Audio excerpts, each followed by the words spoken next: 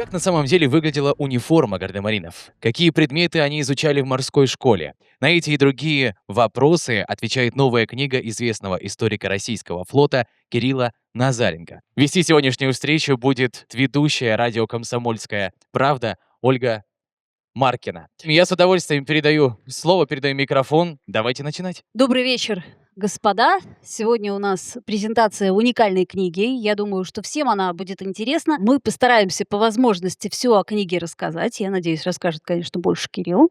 Ну, а дальше во второй части нашей сегодняшней программы вы сможете задать интересующие вас вопросы. Насколько я понимаю, вопросов достаточно. Начнем с того, что если бы не фильм Светланы Дружининой, можно сказать, сериал в какой-то степени, то вряд ли это слово у нас надолго бы задержалось в нашей бытовой жизни, и практически все от мала до велика знали бы, кто ж такие гардемарины. Еще раз здравствуйте. Спасибо Дому книги за возможность сделать эту презентацию. Спасибо Российскому военно-историческому обществу, которое поддержало само издание. Но отвечая на вопрос, я бы сказал, что, насколько я знаю, в училище имени Фрунзе, которое выросло из морского корпуса, гардемаринами себя называли курсанты еще в 70-е годы 20 века. Эта традиция там, внутри училища, продолжала существовать, но, конечно, широкой публике слово представила Дружинина в своем фильме. Причем роман Нины Соротокиной, на основе которого был написан сценарий, вышел после того, как фильм вышел на экраны. Но, тем не менее, фильм по этому роману. Да, фильм по роману, но роман не находил своего издателя. И Дружинина его увидела и решила снять таких российских мушкетеров. Но у нее это удалось, потому что мы же не будем с вами придираться к историческим реалиям даже и романа Дюма «Три мушкетера», а уж фильма-то и подавно. Там одни усы Боярского чего стоят.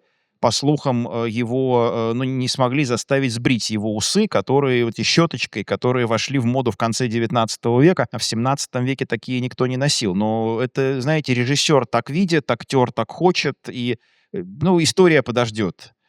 Зато песни хорошие, зато слово стало популярным, зато историю рассказали. И я как-то, раньше, по молодости, как-то нервничал, там все вот пытался обличать какие-то отклонения от исторической истины. Но сейчас мне кажется, что нет ничего плохого, если человек придет к интересу к истории через фильм «Гардемарины», там, или через романы Пикуля, или через все, что угодно. Главное, чтобы потом этот интерес как-то вышел на научные рельсы.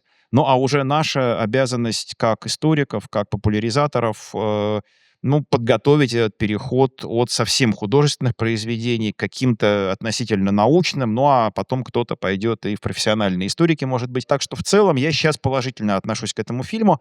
Другое дело, что, на мой взгляд, градус накала, вот этот накал как бы такого неисторизма, он от одного продолжения сериала к другому возрастал. Ну и надо сказать, что продолжение было не вполне удачным. А, кстати, я хотела спросить о романе. А роман, он нашел своего читателя? Если мы сейчас опросим зал, то, вряд ли кто-то прям так 100% скажет, что он читал, знает и любит. Но, вы знаете, вот у нас на кафедре работал профессор Эдуард Васильевич Летенков, историк журналистики. Он учил, что нужно всегда на тиражи внимание обращать. И Итак? самая тиражная там газета России начала 20 века, это была газета «Копейка», про которую никто... это как «Метро» примерно, вот что-то такое. А это была самая тиражная газета. И также, наверное, можно оценить тиражи романа, они невелики в целом. И нельзя сказать, что этот роман как-то, занял такую же нишу, как «Три мушкетера» Дюма. Но давайте, может быть, от романа, от фильма перейдем к исторической реальной. Ну и, как всегда, традиционный вопрос. Как часто к вам обращаются как к историку для того, чтобы какие-то фильмы исторические уточнять, еще на стадии съемок? Меня иногда приглашали в качестве консультанта, но это был печальный опыт. У моих коллег тоже. Я не знаю ни одного моего коллеги, у которого был бы радостный опыт работы, потому что все равно режиссер так видит. И все равно видит он вообще не то, что надо. А с другой стороны, у нас есть примеры фильмов, которые снимали хорошие люди с задачей показать, как какие-то военные эпизоды на самом деле происходили. Но эти фильмы тоже, на мой взгляд, не получились. Поэтому нужно находить какую-то среднюю линию, которую очень сложно найти между достоверностью исторической и каким-то элементом вымысла, который делает, и динамики в кадре, который, законов жанра в кино. Это очень сложно. И, наверное, нельзя сказать, что хороший фильм исторический, ну, ни один хороший исторический фильм, наверное, не соответствует вот полностью как бы эпохе. Тут недавно вышли раскрашенные «В бой идут одни старики», и стало внезапно, мне прям бросилось в глаза, в черно-белом варианте это не бросалось, что они все одеты в форму 60-х годов. Это прям видно, что это вот как фильм снимали, вот выдали эти гимнастерки 60-х годов, ну, которые немножко похожи на военные. И так и сошло. Но это делает фильм хуже разве? Ну, нет же. Я готов закрыть глаза на эти гимнастерки, в А конце. зрителю не до деталей. Да, ну, наверное. Потому что фильм хороший. Но давайте мы с вами обратимся к историческим гардемаринам. Ну, я просто хочу напомнить, что эпоха-то Петра Великого, и вот эта карта Европы, она лишний раз свидетельствует о том, что совсем не такими были границы государств того времени, и Россия была гораздо меньше, чем вот та историческая Российская империя или Советский Союз, к которым на карте мы привыкли. И не было выхода ни к Балтийскому, ни к Черному морю, нужно было задачи решать очень разные, и важнейшими инструментами для решения задач перед сторонами стоящими были регулярная армия, регулярный флот. Но это две картины. Одна узнаваемая картина Айвазовского, изображающая Черноморский флот по памяти, а другая картина малоизвестного художника середины 19 века, изображающая парад в Гатчине при Павле Первом. Они обе с элементами вымысла, особенно Айвазовский тут немножко разгулялся.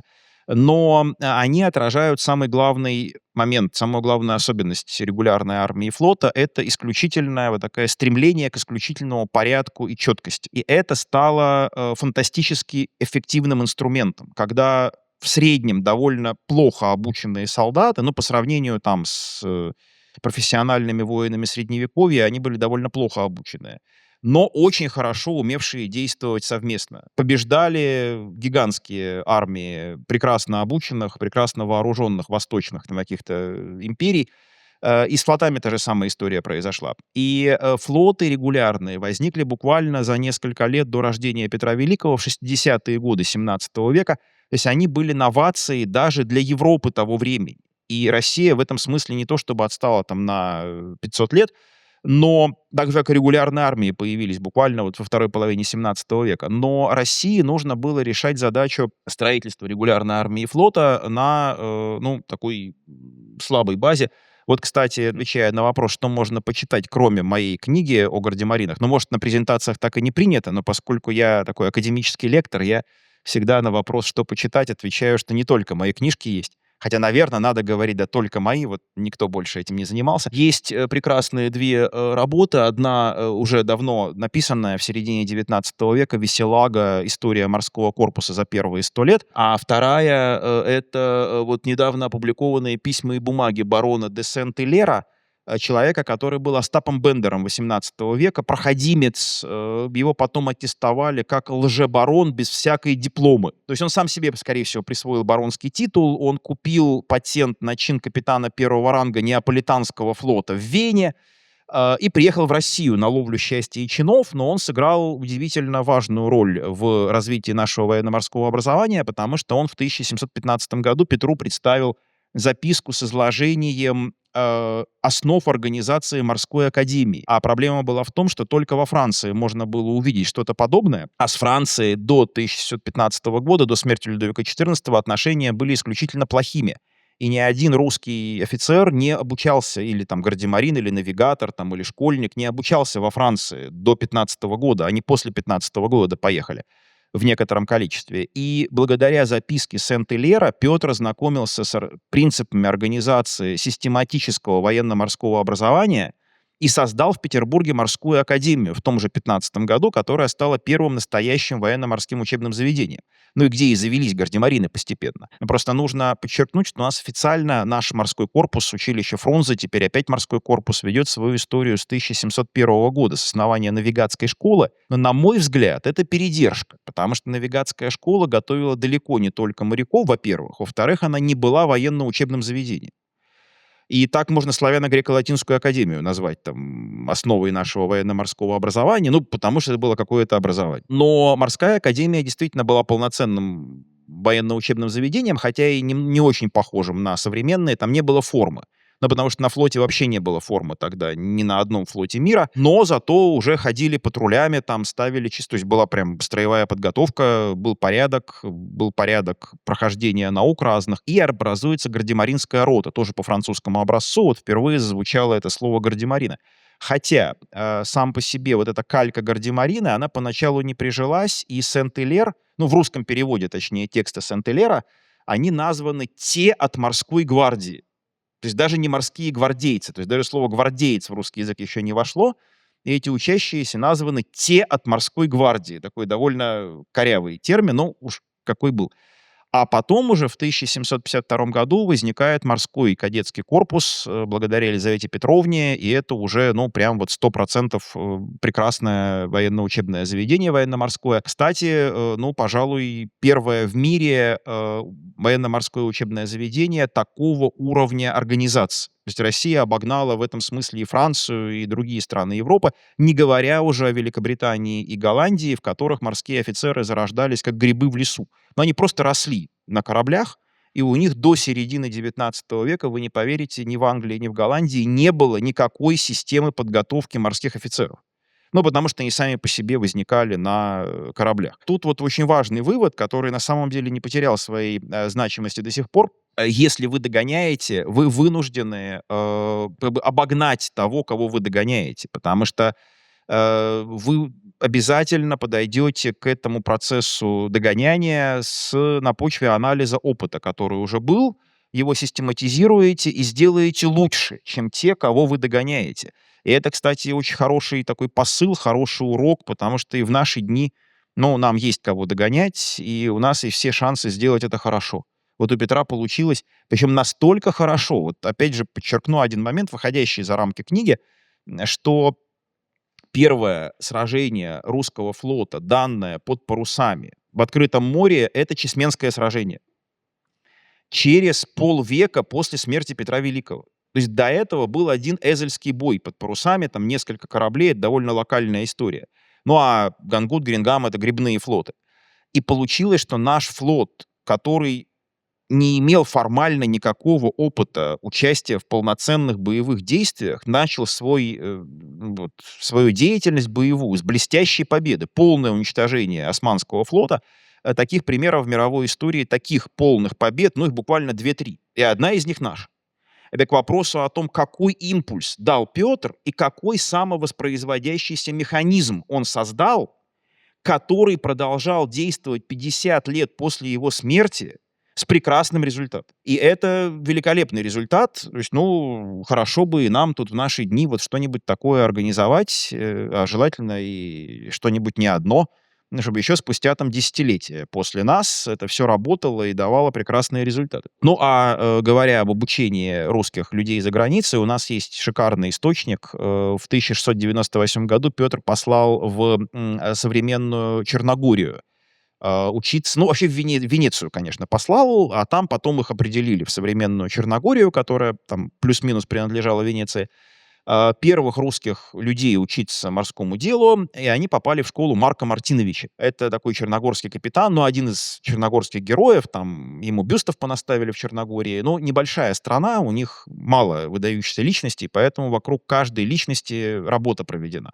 А у нас столько выдающихся личностей, что прям даже памятники не всем стоят. Так вот, Марко Мартинович страшно возгордился тем, что к нему послали знатных русских людей учиться мореплаванию. Он заказал вот эту картину, где изображен он, учащий русских людей. Это справа. Там надпись длинная, что кого там он учит.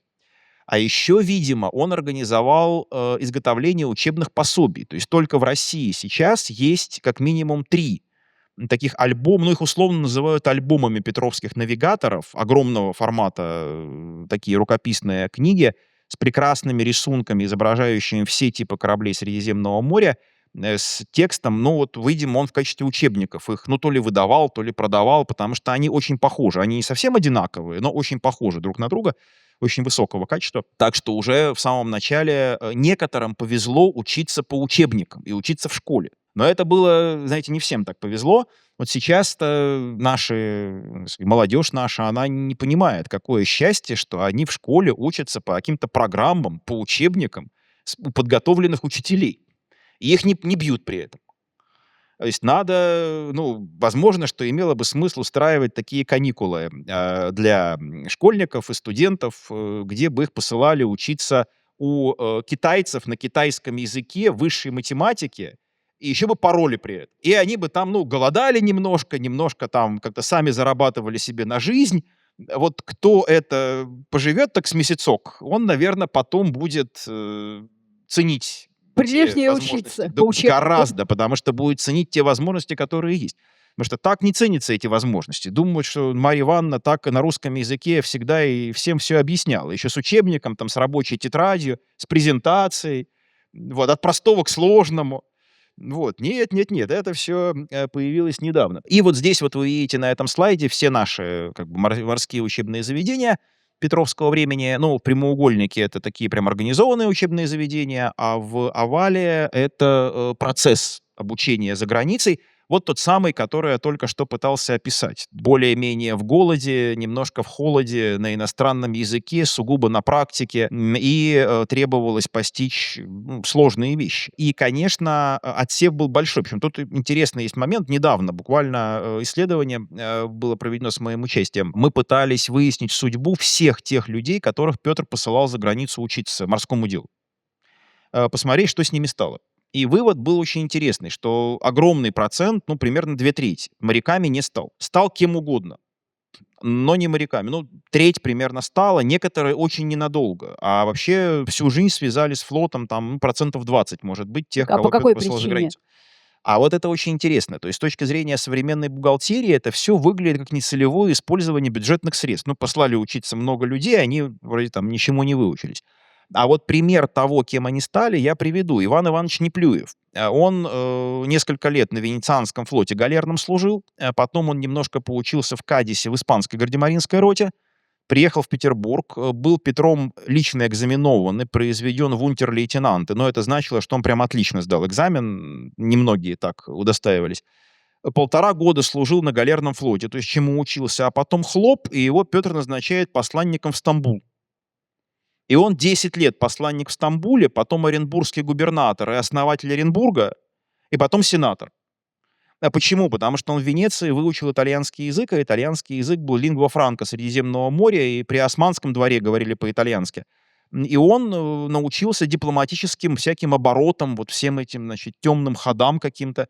И Петр это увидел и назначил очень молодого человека посланником в Стамбул. А он, кстати, только что женился, был страшно рад, потому что жалование там превышало лейтенантское жалование флота раз в 20 примерно. Ему очень понравилась сторона его службы. Но, правда, потом он попал в Семибашенный замок, как водится, во время русско-турецкой войны 36-39 года. Ну, в общем, там свои трудности были. Но разве можно сказать, что Неплюев пропал даром? То есть дипломат выдающийся, государственный деятель, организатор, но не моряк. Отличная карьера. Да, и получается, что вот эти люди, учившиеся за границей морскому делу, научались много чему другому. И зачастую Петр, видя их таланты, посылал их по другой линии. Ну, потому что это было эффективнее. Но понятно, что массовое производство морских офицеров таким образом было очень затратным. Вот есть еще один тонкий нюанс. Петр был экономный человек, и он посылал за границу не очень бедных своих подданных, которые имели возможность сами оплачивать свое обучение. Но, опять же, дворяне ведь в то время считалось, что жалование им дается земельное, им дается поместье за службу. И они обязаны служить за это поместье. И другое дело, что из-за границы там летели всякие жалобы о том, что они погибают голодную и озябают студеную смертью. Но это на самом деле вот это канцелярский этикет 17 века. То есть если боярин у Алексея Михайловича, там, положим, просил пару тысяч крепостных ему пожаловать за заслуги, он писал, что он погибает голодную, озябает студеную смертью, а женишка и детишки мои меж двор шатаются. Ну, то есть прям милостыню просят. И, пожалуй, государь, смилуйся, пожалуй, там, 2000 крестьян в таких-то деревнях. Хотя бы. Ну, для начала.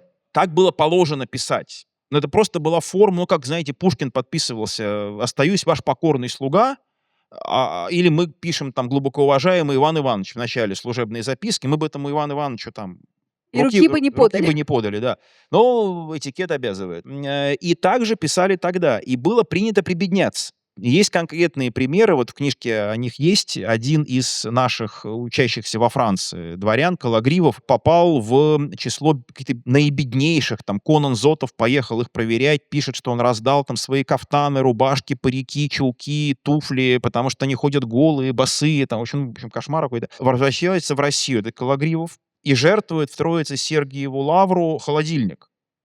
Ну, не электрический, а серебряную лохань для охлаждения вина. Весом больше пуда серебра, английской работы, с чеканкой на морские темы, с Нептуном и русалками, в качестве благодарности Богу за то, что он его вернул в Россию. Но вот прям не верится, что он этот холодильник, ну, прям вот голодал 6 лет там или 5, собирал на холодильник. Ну, потом собрал, значит, и привез в Россию.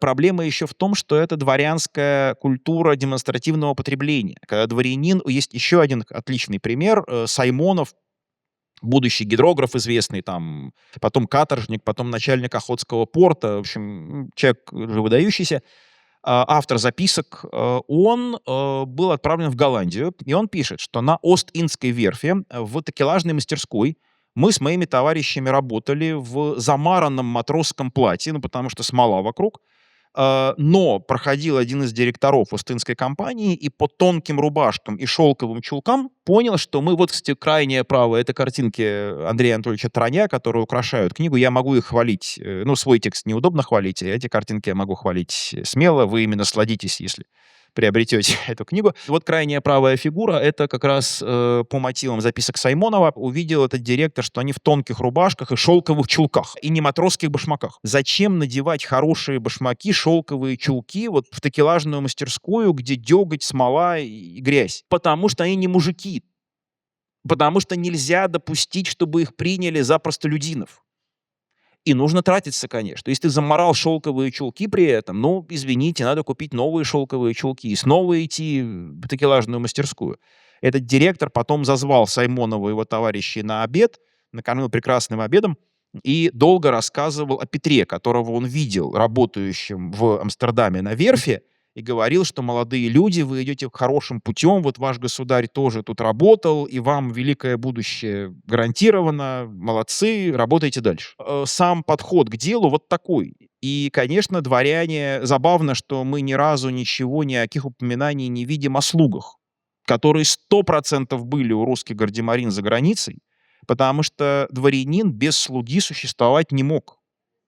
Но это, знаете, это сейчас у нас вот есть стиральная машина, микроволновка, там, холодильник, а ничего не было, слуги были за это. Вот я видел исследование, не знаю, насколько оно корректное, конечно, но посчитали, что чтобы обеспечить комфорт современного горожанина, ну, вот такого же уровня, как мы привыкли, чтобы горячая вода была всегда, там вот теплый туалет, еда быстро готовилась, на одного человека нужно примерно 200 слуг.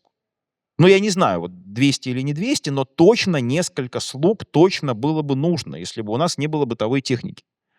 Поэтому, конечно, один слуга — это был минимум, который обеспечивал дворянину, ну, хоть какую-то возможность комфорта, и, конечно, они были. Но поскольку было очевидно, что они были, никто об этом ничего не написал.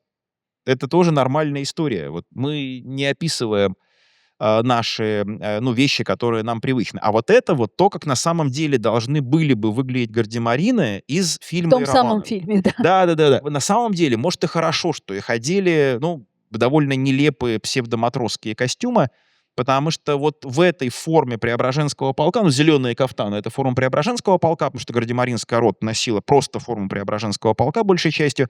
Синие кафтаны — это попытка такой одеть их в оригинальную форму адмиралом Сиверсом в конце 20-х годов 18 века. Их бы просто никто на экране не отличил от других героев. Ну как мы вот отличим там моряков от не моряков? А в то время никак. А надо как-то рассказать зрителям о том, что это моряки. Ну, пришлось поэтому немножко тут подрихтовать историческую действительность. Но другое дело, что тогда, в начале 90-х, гораздо ниже стояли наши знания вот обо всем этом комплексе проблем.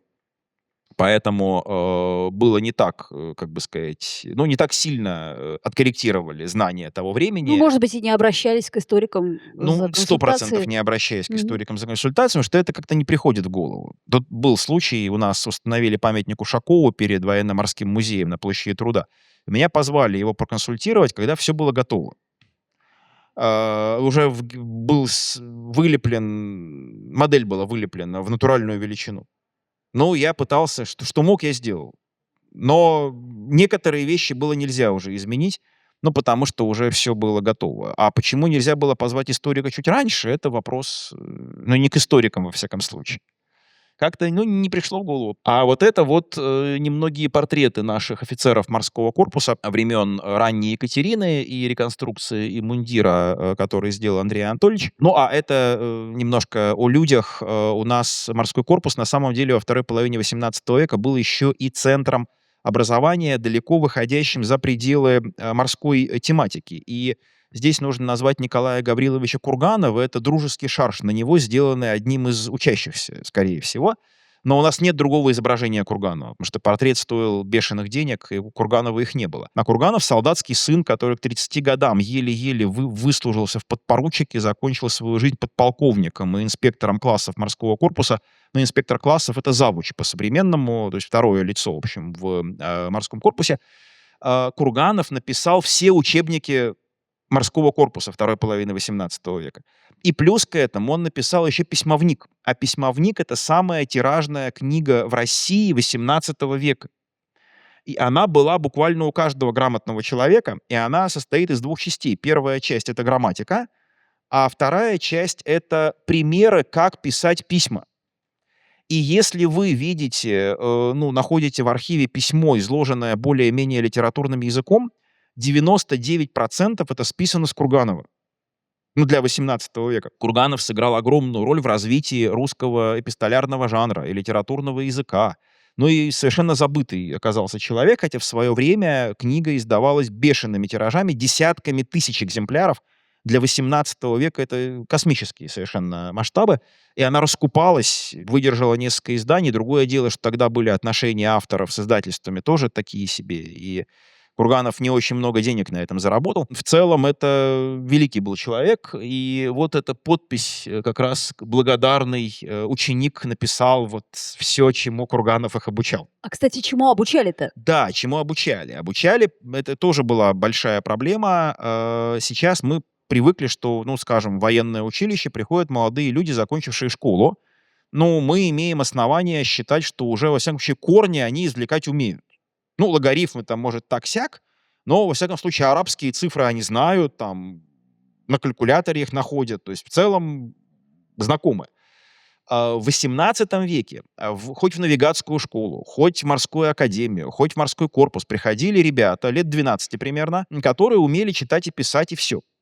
В лучшем случае. Ну, нет, все-таки в основном умели читать и писать. По-русски. По-русски, конечно, но это было фонетическое письмо еще к тому же, потому что грамматики никакой не было. И не надо удивляться тому, что до конца XVIII века даже относительно образованные люди писали по современным меркам неграмотно, потому что не учили вот тому письму, которому в школе нас учат, и двойки ставят там за А, О там перепутанные, и тому глухие, звонкие, согласные там и так далее. В начале XVIII века их нужно было обучить арабским цифрам, потому что господствовали кириллические цифры. А уже после этого нужно было обучить 4 действиям арифметики, а потом дойти до сферической тригонометрии.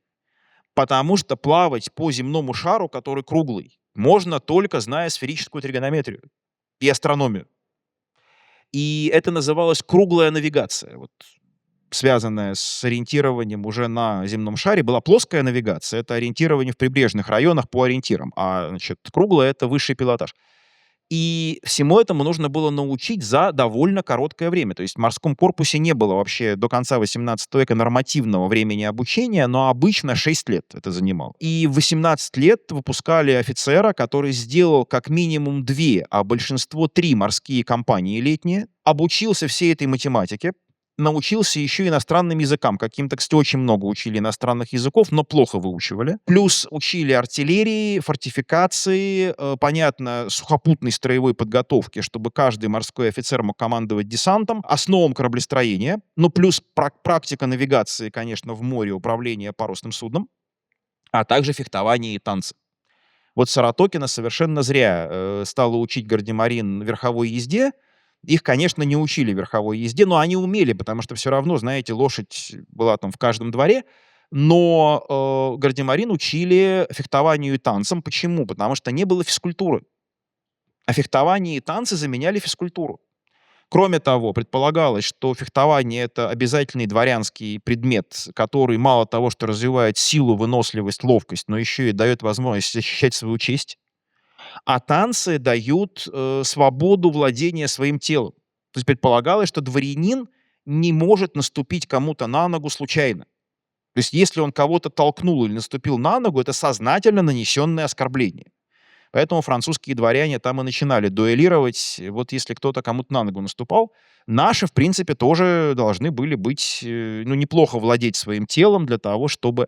А кроме того, морской корпус был вообще центром учености. Мало того, что Курганов там был любительский театр при Екатерине. И даже такой Мичман Лобысевич, один из преподавателей, переводил пьесы с английского и французского языка. А как же они обходились без женских ролей? Ну, мальчики играли девочек. В А. этом смысле в фильме все правильно показано. Там Алеша Корсак как раз в женском платье-то и бежит, потому что он играет девочку. И более того, корпус после пожара 1971 года оказался в Кронштадте.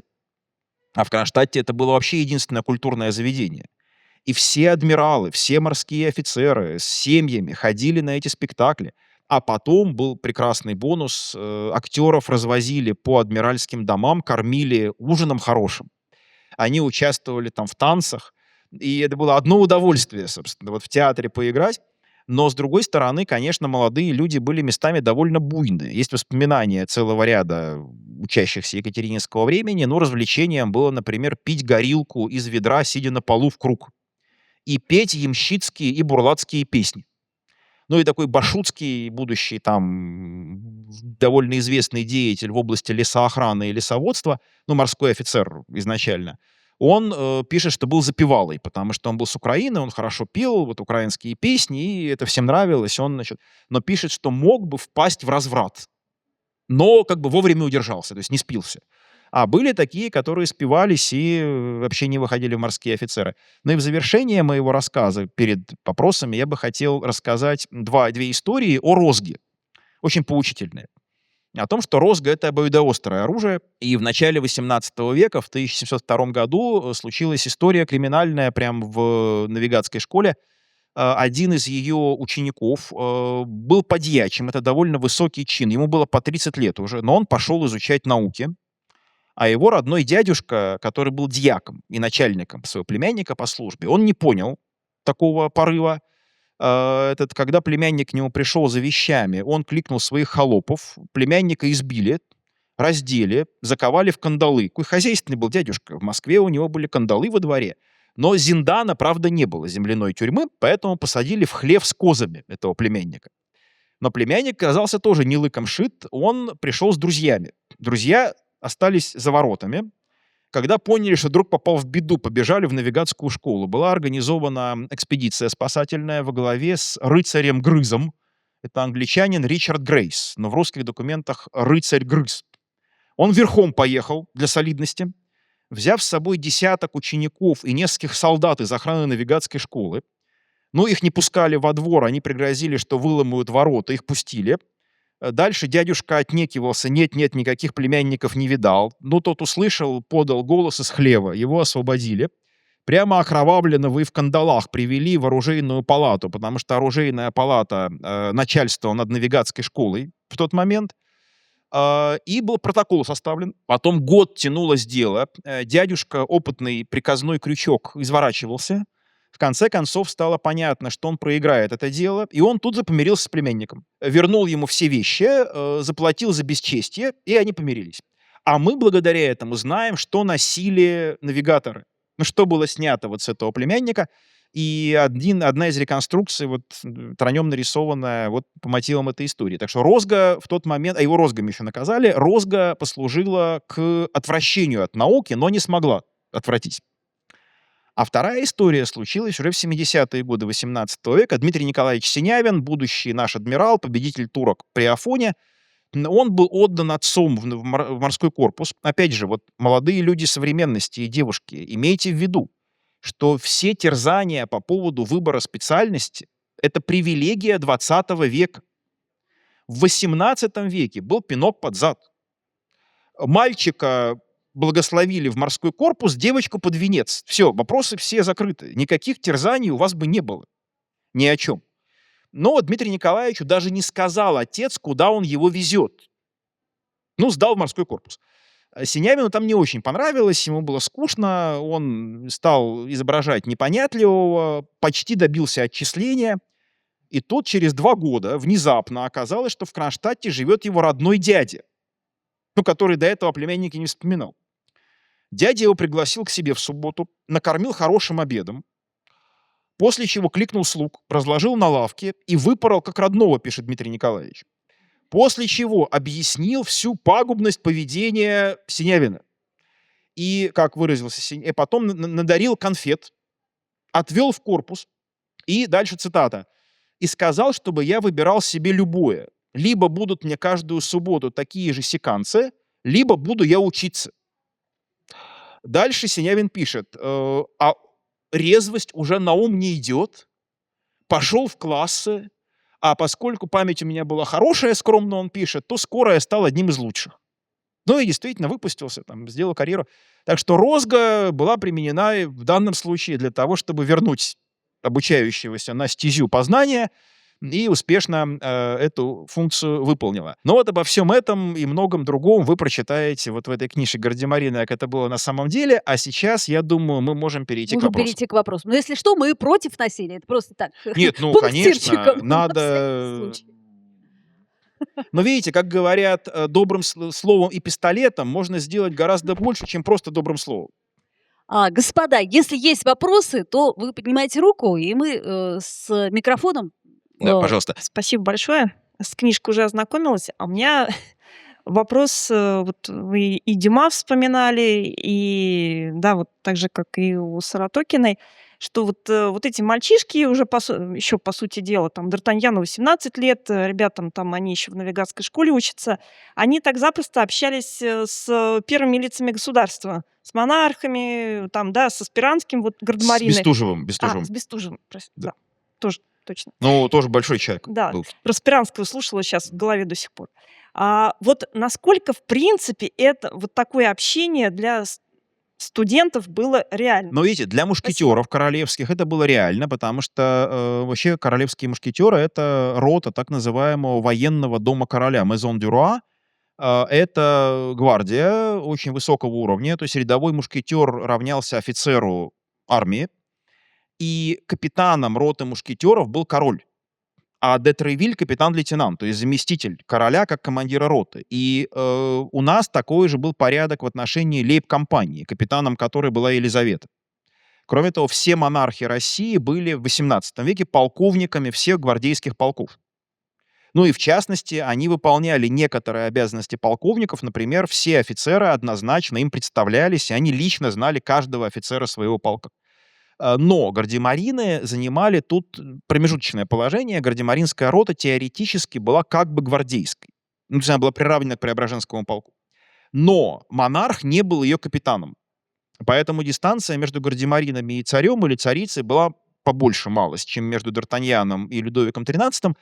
И тем более, если брать, лучше бы, конечно, Саратокина и Дружинина отправили в морскую академию в Петербург своих героев в первом фильме, потому что в морской академии они повзрослее, и занимались там примерно тем же, чем в фильме показано. Но, конечно, они довольно... дистанция была. Но, с другой стороны, одной из привилегий морских офицеров с самого начала зарождения флота было представление монарху после производства в чин. И этой привилегией они пользовались до революции, до 17 года. Поэтому вот этой привилегии не имели офицеры сухопутных военных училищ почти всех, кроме Пажеского корпуса, может быть. Это была очень важная привилегия, потому что царь мог запомнить вас. И это могло иметь большие последствия. Потом в романе же и в фильме показано, что они попадают к Бестужеву довольно случайно. Просто они оказываются в эпицентре интриг, поэтому вот канцлер обращает на них внимание. Так-то, конечно, нет, не должен был обратить. Доброго дня. А Всё. такой вопрос. То, что мы видим на картинках, это парадная форма, и была ли другая какая-то форма? Видите, И на корабле это было э, различие? В с длиннополном не очень удобно работать. Спасибо за вопрос. Да, это прекрасный вопрос. Кстати, вот это на этой картинке здание морского училища имени Фрунзе морского корпуса, а внизу здание итальянского дворца в Кронштадте, в котором корпус находился с 71 по 97 год. А вот эта павловского времени форма как раз вот к вопросу о том, как они на кораблях выглядели. Вот этот вот сюртук, это справа, вот эта длиннополая одежда, это кадет Херсонского кадетского корпуса, который недолго существовал, но вот, видимо, они носили такие четырехугольные шапочки, там в документах они немножко мелькают. Но на кораблях они носили в качестве теплой одежды такие сюртуки, потом они стали шинелями называться. А вот здесь есть справа вот такая шинель павловской эпохи, но, видимо, для работ матросских они снимали вот это длиннополое, оставались в камзоле, потому что у матросов весь 18 век были короткие одежды, которые были не похожи на вот то, что носили офицеры, а офицеры носили длиннополое, потому что они господа. И это костюм принципиально предполагал, что вы руками не работаете. Это господский костюм, а не костюм там простонародья, которое само копает там или тянет за веревки. И гардемарины тут находились вот в промежуточном положении, с ней переходили из одной категории в другую прямо в течение дня. Но на кораблях точно не пудрили волосы. Офицеры, матросы, кстати, вообще никогда не пудрили волосы и не носили букли. Они носили в 18 веке стрижку в обруб, то есть каре, собственно говоря. Это такая русская традиционная мужская прическа. Просто стрижка в кружок — это украинская история, а обруб — это как раз великороссийская история. Но офицеры на кораблях, как правило, не пудрились, носили волосы в хвостик, потому что вообще на кораблях в 18 веке считалось, что весь корабль — это дом. То есть потом уже в 19 веке возникло представление о том, что шканцы — это вообще торжественное место, верхняя палуба — это место службы, и на нее нельзя выйти неодетым. А в 18 веке командир корабля спокойно выходил на шканцы в шелковом халате, турецких туфлях, колпаке, с чашечкой кофе, ну, как помещик на балкон своего дома, потому что все это было домом. И как выглядят матросы и офицеры на корабле, вообще никого не волновало. Это Александр I начал там уже пытаться гайки закручивать, и Николай I. Но все, вот, ну, при царе, конечно, там застегивались, как только царь отворачивался, все тут же расстегивались, там начинали как-то более удобно все это носить, потому что действительно в этой одежде ловко лазать, там тянуть веревки было невозможно. Классический матросский костюм, там без козырка белая в полоску воротник, это уже, как ни странно, паровой флот. Он сложился в 60-е и 70-е годы 19 века, потому что морские офицеры страшно испугались, что когда парус начал вытесняться паром, их в сухопутную армию всех переведут, потому что не нужно никаких специфических навыков для того, чтобы пароходом управлять, ну, как казалось. Поэтому срочно на всех флотах начали культивировать особый морской костюм, особую там походку в развалочку, там особую строевую стойку с ногами на ширине плеч, особую мешковатость матросов специально поддерживали. То есть матрос должен был быть антисолдатом. То есть солдат весь затянутый и застегнутый, матрос такой мешковатый, развалистый, такой вот вальяжный. И страшно нравилось бесить сухопутное начальство своим видом. Это было одним из видов спорта моряков, но это уже конец 19 века. А в 18 веке, поскольку никто внимания не обращал, то ходили в каком-то таком удобном виде. Добрый вечер, да, спасибо за такой вот интеллектуальный концерт и импровизацию. Слушаешь с удовольствием. И короткий вопрос, наверное, ну, может быть, и короткий ответ. В 97 году 18 века корпус в Кронштадте, но все-таки 4 года в Орнинбауме. Вот по этому поводу можете что-нибудь сказать? Спасибо. Видите, я, конечно, специально этот вопрос не затрагивал, но у меня сложилось ощущение, вот по тем документам, которые я видел, что корпус фактически в Орнинбаум не переехал. Дворец готовили для корпуса, действительно, Екатерина в 90-е годы приняла такое решение, но его не успели подготовить, и корпус фактически в Орнинбаум не переехал. А Павел уже решил его вернуть обратно. Кстати, Павел очень заботился о моряках. Он же был с юного возраста, с 1764 года, там, с 10 лет неполно генерал-адмиралом. Хотя, когда впервые он вышел в море в 97 году, его укачало страшно. И оказалось, что он не может ходить в море. Ну, может, он не прикачался просто. То есть у яхтсменов есть такое понятие «прикачаться». Но вот он этого не сделал. Павел вернул корпус Петербург. Но вот, насколько я понимаю, в Раненбауме он не успел отметиться. Спасибо вам большое за выступление. Мне, как курсанту, не очень, конечно, интересно, как они учились. Мне интересно об их быте, об их неуставных взаимоотношениях. Прекрасно. Вопрос такой. Была ли дедовщина в кадетском корпусе морском? И в чем она проявлялась? Спасибо Видите, большое. вопрос хороший. Элементы дедовщины были. Такой адмирал Данилов в своих записках. Просто проблема в том, что очень мало воспоминаний от 18 века осталось. Адмирал Данилов, который в 70-е годы учился в корпусе, пишет, что мать ему дала много ненужных вещей в корпус. Там перину дала, фарфоровый чайный сервиз зачем-то дала. Ну, потому что дворянский мальчик должен жить по-дворянски. И он пишет, что мой фельдфебель, ну, это был один из старших гардемарин, меня очень ласкал и у меня все выманил. Ну, ласкал, в смысле, ну, не надо тут ничего такого плохого думать, просто, ну, как-то вот общался и постепенно, значит, в виде подарков все выманил, а потом потерял ко мне интерес. Вот, и я остался на казенном тюфяке, значит, в общем, с казенной посудой. Так что такие моменты были. Но вот об избиениях каких-то там, об издевательствах я ничего не знаю. В Николаевском кавалерийском училище был ЦУК в XIX веке. Это дедовщина в самом вот плохом виде. И это издевательства такие прям, и физические всякие моменты. Но вот в морском корпусе, насколько источники есть, этого не было. Другое дело, что уровень телесных наказаний там он менялся, и при Екатерине вообще была противницей телесных наказаний, но, как пишет тот же Данилов, под рукой пароли. Ну, под рукой, то есть как бы скрытно, чтобы матушка не узнала, не дай бог, и не огорчилась. Но без порки не умели учить в XVIII веке. При Николае Первом пароли уже не под рукой. Николай I был сторонник розги, пароли направо и налево, и более того, считался унылым ботаном тот, кого ни разу не пароли.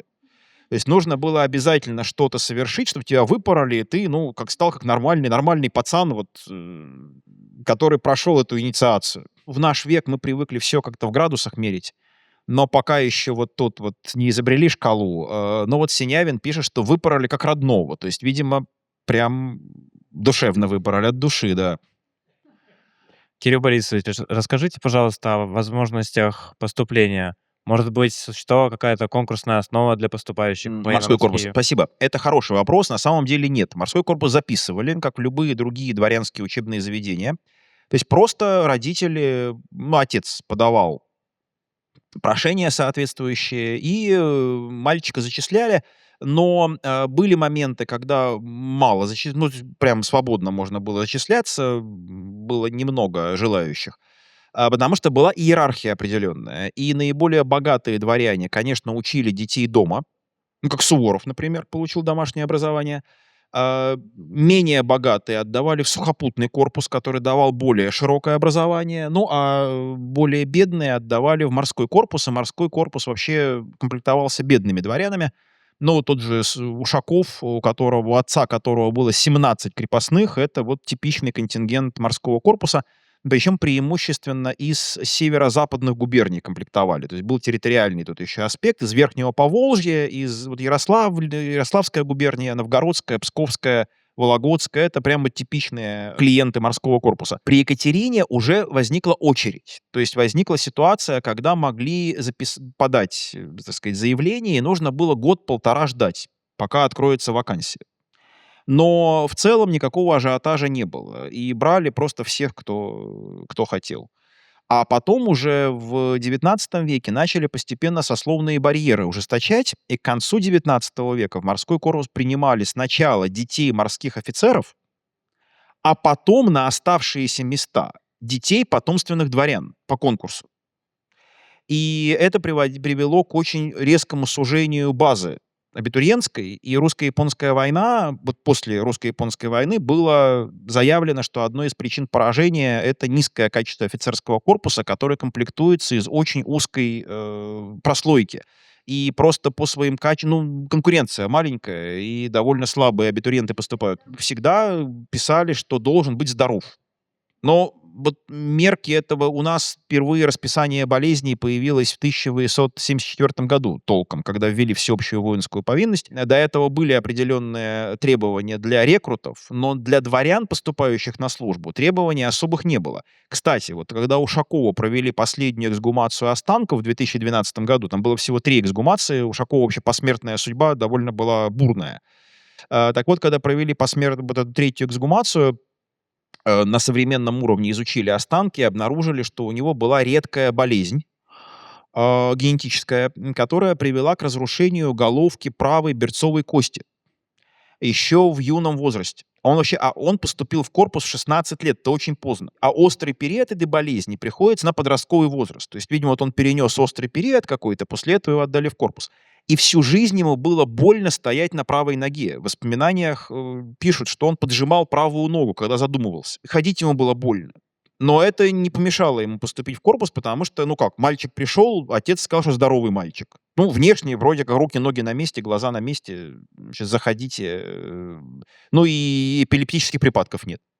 Но вот это был, такой образ здорового человека того времени. Кто умирал, кстати, во время учебы, но не так много. То есть в целом бытовые условия были неплохие уже с середины 18 века, то есть была и постель, и питание было регулярное, и мундир выдавали. Карманных денег единственное, не было жалования выдаваемого на руки, не было карманных денег, но тут предполагалось, что родители-дворяне, хотя бы карманные деньги должны своему отпрыску обеспечить. Добрый вечер. У меня такой вопрос. В презентации в основном говорится о временах 18 века. А как участвовали гардемарины в Первой мировой войне? Это вопрос, сильно выходящий за пределы и книжки, и сегодняшней презентации. Я могу в 2 словах ответить. Дело в том, что в 1909 году был введен порядок, когда не производили после корпуса сразу в мичмана, это первичный офицерский чин, а производили сначала в гардемарины, потом нужно было сделать одну кампанию гардемарином и дальше в мичмана. Но к началу Первой мировой войны это стало сугубой формальностью, и там прям давали чин мичмана через 3 дня после производства чин гардемарина. Но у нас есть даже 2 погибших гардемарина, которые проходили практику на крейсере «Паллада», который был торпедирован немецкой подводной лодкой, у него взорвались погреба, и он, прям погиб страшным образом, там, просто взрыв, потом дым рассеивается, и просто пустое море, на котором даже обломки не плавают. И погиб весь экипаж, включая 2 гардемарин. Но в целом это было нетипично. Обычно гардемарины все-таки погибали уже офицерами. Хотя у нас есть один 18-летний погибший мичман в Первую мировую войну. Но в целом, все-таки, уже офицеры. Кстати, офицеры с 18 века нельзя было производить до 18 лет. И если вдруг кто-то поступал в корпус в 10-11 лет и заканчивал его в 16, его мариновали в корпусе еще 1-1.5, пока ему не исполнится 18, потому что до 18 было нельзя. И Шестаков, будущий управляющий морским министерством при Александре III, восстановитель Черноморского флота в 80-е годы, он как раз попал в такую переделку и начал хулиганить. То есть ему, прям душа не выносила, и его отчислили из морского корпуса за его всякие нарушения дисциплины. Но он пошел на Черноморский флот юнкером, все-таки стал офицером и под крылом Лазарева там уже вырос. Так что в этом смысле, в целом, конечно, принимали участие в боевых действиях уже после выпуска из корпуса. Спасибо тогда за ваш вопрос, спасибо за внимание. Я не ожидал такой большой аудитории. Ну а теперь автографы, милости просим.